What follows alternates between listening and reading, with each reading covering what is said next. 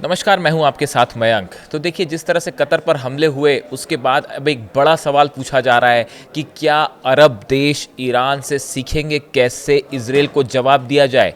क्या कतर हमले के बाद अरब देश अब उस तरह से कदम उठाएंगे जैसे कदम ईरान ने उठाए इजराइल के खिलाफ। देखिए, जिस तरह से कतर पर हमला हुआ उसके बाद न सिर्फ मिडिल ईस्ट में बल्कि पूरे दुनिया के जितने न्यूज़पेपर्स हैं, न्यूज़ चैनल्स हैं, वो इस हमले की खबरों से भरे पड़े हुए हैं। और जितने अरब देश हैं उन्होंने मिलकर इस पूरे मुद्दे पे इजराइल की आलोचना की है। लेकिन सवाल ये है कि क्या बात सिर्फ आलोचना तक सीमित रहेगी या बात आगे बढ़ेगी। क्या अरब देश वो कदम उठाएंगे जो ईरान ने उठाया था इजराइल के खिलाफ। देखिए, सबसे पहले तो मैं एक जिक्र करना चाहूँगा आपके सामने कि सैयद आकिफ जैदी जो है ईरान के स्कॉलर हैं, इनकी तरफ से एक इंटरेस्टिंग बात कही गई है। ये सोशल मीडिया में काफ़ी इसकी चर्चा भी हो रही है।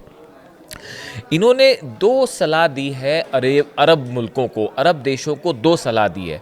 पहली बात उन्होंने ये कही है कि अगर ईरान जो मिसाइल्स फायर करता है इजराइल के ऊपर, अरब देश अगर इस मिसाइल्स को इंटरसेप्ट करना बंद कर दें तो इजराइल को बहुत ज़बरदस्त नुकसान होगा। देखिए, हमने देखा था कि जो 12 दिन का युद्ध था उसमें ईरान की तरफ से जो मिसाइल्स फायर हुई, बैलिस्टिक मिसाइल्स फायर हुई, उसमें कई सारी मिसाइल्स ऐसी थी जिनको रोकने का काम इन अरब देशों की तरफ से भी हुआ। यहाँ जो डिफेंस सिस्टम लगे हुए हैं, अमेरिका के एंटी मिसाइल डिफेंस सिस्टम्स लगे हुए हैं, उन्हें एक्टिवेट कर दिया गया था। और ख़ास तौर पर अगर आप देखें तो जॉर्डन से, इजिप्ट से और कतर से, ये देशों में जो है जो डिफेंस सिस्टम लगे हैं ये सब एक्टिवेट कर दिए गए थे। और ईरान से जो मिसाइल्स फायर की जा रही थी इजराइल की तरफ, उनको यहाँ ये अरब देश जो है इंटरसेप्ट कर लेते थे।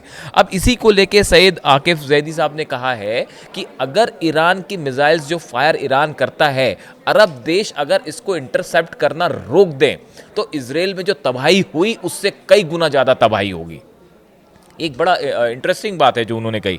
दूसरी चीज़ उन्होंने ये कही कि अरब मुल्कों में जो आम जनता है वो बड़े पैमाने पे उसके मन में जो है इजराइल के ख़िलाफ़ गुस्सा है, लेकिन वहाँ की जो गवर्नमेंट्स हैं वो उन्हें प्रोटेस्ट करने नहीं देती। तो ये सैयद आकिफ जैदी साहब का कहना ऐसा है कि जो अरब मुल्क हैं इनको अपने देश की जो आवाम है इसको इजराइल के ख़िलाफ़ प्रोटेस्ट करने की इजाज़त दे देनी चाहिए ताकि वहाँ की जनता का गुस्सा भी पूरी दुनिया के सामने आ सके।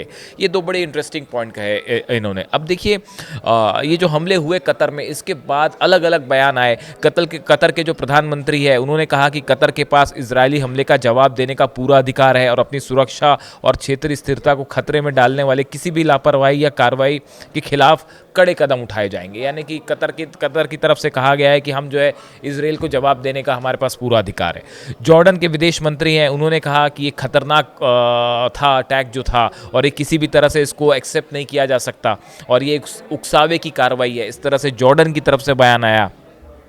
सऊदी अरब की जो विदेश मंत्रालय ने जो है उनकी तरफ से कहा गया है कि अंतर्राष्ट्रीय कानून का उल्लंघन है और अब इजराइल को गंभीर नतीजे जो हैं वो भुगतने पड़ेंगे। सऊदी अरब के भी इस बयान की काफ़ी ज़्यादा चर्चा है कि जिस तरह से सऊदी ने कहा कि इजराइल को अब गंभीर परिणाम भुगतने पड़ेंगे, इसकी काफ़ी चर्चा है कि क्या वाकई सऊदी कोई बड़ा कदम उठाएगा इजराइल के खिलाफ।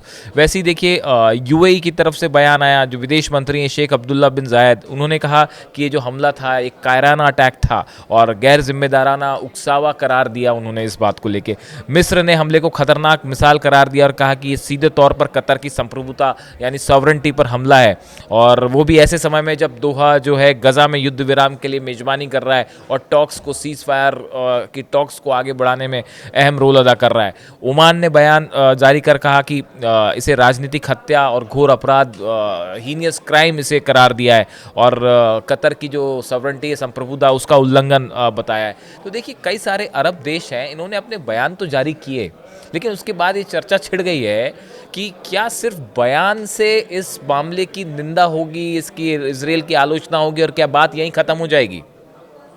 या फिर बात जो है वो आगे बढ़ेगी। ईरान की तरफ से देखिए अली खामेनी साहब की तरफ से कल एक स्टेटमेंट आया जो मैंने अपने वीडियो में आपको भी बताया था कि उन्होंने ये कहा कि पहली बात तो अमेरिका पे आपको विश्वास नहीं करना चाहिए। जिस तरह से कहा जा रहा है कि कतर को जानकारी देने में देर कर दी अमेरिका ने, जानबूझ के ऐसा किया, इस तरह की बातें हो रही सोशल मीडिया में। और अली खामेनी साहब की तरफ से कहा गया कि अरब देशों को अब जो है वो अमेरिका पर विश्वास नहीं करना चाहिए। और साथ ही उन्होंने ये कहा कि अब वक्त आ गया है कि सब अरब देश मिल के एकजुट हों और गज़ा पर फैसला करें, इजराइल को जवाब दें, अगर अभी नहीं तो फिर कभी नहीं। इस तरह का संदेश जो अली खामेनी साहब की तरफ से आया।